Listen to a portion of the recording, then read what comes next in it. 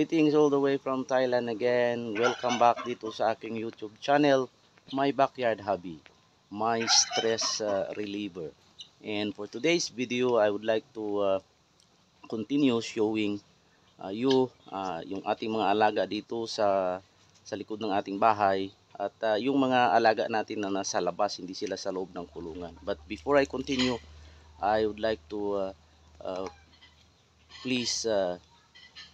ask you to please subscribe to my YouTube channel, like and share ng ating mga videos, and please don't forget to click the notification bell also para magiging updated kayo sa ating masunod na mga video dito sa ating backyard hobby. So I'll start showing you yung ating mga alaga dito sa ating backyard hobby. Una mga backyard, mayroon tayong mga alaga ditong pato dito sa labas. At ito yung mga anak ng ating mga pato na nandoon sa loob. Pinalabas natin sila dito lang sa labas para hindi sila sinasaktan ng ating mga malalaking pato. And also, mayroon tayong Chinese bantam dito. Actually, dalawa ito sila dati, pero namatay yung lalaki. At of course, mayroon tayong gansa dito sa labas. Mayroon tayong tatlong babae at isang lalaki. And siguro madagdagan ito na sa sunod ng mga araw dahil mayroong yung ating kaibigan na pulis dito ay bibigyan tayo ulit ng mga gansa. And then mayroon tayong Guinea fowl. Yan. Mayroon tayong dalawang babae, dalawang lalaki, and then tatlong babae, and nangingitlog na yan sila. And then also, mayroon tayo dito mga pabo, siyempre, dito sa labas. So, mayroon tayong I think isang malaking lalaki, tapos yung babae natin 7. Yung dalawa naglilimlim na doon sa loob. So itong isa dito sa kanila o dalawa nangingitlog na rin. So yan. At dito sa kabila, dito yung ating mga pato, pero medyo maputik kasi umulan. So dyan sila sa loob. Mayroon tayo dyan siguro mga 50 na mga malalaki or more than that. So ito yung ating mga alaga dito sa sa labas. Tayong mga native chicken dito sa labas. Marami ito sila. And mayroon tayong mga Mongolian black chicken pa rin dito sa labas. At ito na pala yung ating pabo na naglilimlim. Dalawa ito sila. So bali mayroon silang mga tag 10 na mga itlog na lumilimliman. At yung dito naman mayroon tayong maliit na chicken dito. Dito yung ating mga sisiyo. Bago lang ito sila pinanganak. Ito yung Mongolian black chicken. And then dito naman sa kabila mga kabakyard, mayroon tayong Indonesian black chicken. 3 yung kaniyang anak. So ito yung ating mga alaga dito sa likod ng ating bahay. Mayroon tayong Barkley chicken dito, matrod. At yun yung bata nating Brahman. Medyo bata pa siya, pero dito natin siya sa labas pinakawalan. Yung mga rabbits dito mga kabakyard, ito yung rabbit ng aking anak na babae. Mayroon tayo ito mga anak na nila to, itong 5. At saka dito mayroong mother dito at saka lalaki. And then dito naman mayroon tayong 4, puro mga itim to. Yan.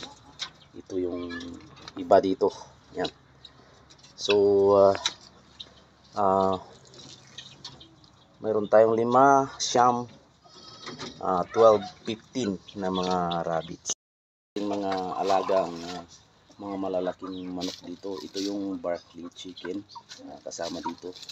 At ito yung ating mga roosters. Yun, mayroon pang nangingitlog doon. Binabantayan ng mga lalaki. So ito yung mga alaga natin na sa labas. Yung bahay, mayroon din tayong alaga dito mga aso. Mayroon tayong isang Siberian Pitbull, tapos itong mix na anak ni Oreo, dalawa. So mayroon tayong 5 aso. Mayroon pang isang Chow Chow mix at saka Siberian din. Yung kanyang pangalan ay si Cutie. So 6 months old pa lang yan. And so dati mayroon tayong maraming mga aso. Nagbi-breed tayo ng maraming mga aso dati, pero nahinto yun. Pero baka babalik tayo, no? Pero tingnan natin kung mayroon pa tayong mga extra na time. Muling mga alaga dito sa likod ng ating bahay, mga ka-backyard, at dito sila ngayon sa harapan ng aming bahay, dito sa malaking lote, ang ating mga kambing. Ayan, sa ngayon, ito yung kambing ng aking anak na lalaki. Nag-start kami ng 3 babae saka isang lalaki, and then mayroong nagbigay ulit, nagpaalaga sa atin ng 2, and sa ngayon lahat ay mayroon na tayong 24 na mga kambing. Mayroon tayong mga 4 na maliliit, kalalabas lang. Siguro yung isa, yung 2, mga almost a month na. Yung 2, kalalabas lang noong 2 days ago. So ito yung ating mga kambing dito, nalagaan natin. Ito yung iba lang na mga kambing natin dito. Doon yung iba. Yan. So pinapalabas natin sila ngayong araw. Pinalabas natin ngayong araw dahil for 2 days hindi sila nakalabas dahil tuloy-tuloy yung ulan dito sa amin. So ngayon medyo maganda yung panahon. Kahit na mayroon pang ulap, pero this uminit. At yung isa pang alaga natin, nakuha lang natin ito 2 days ago.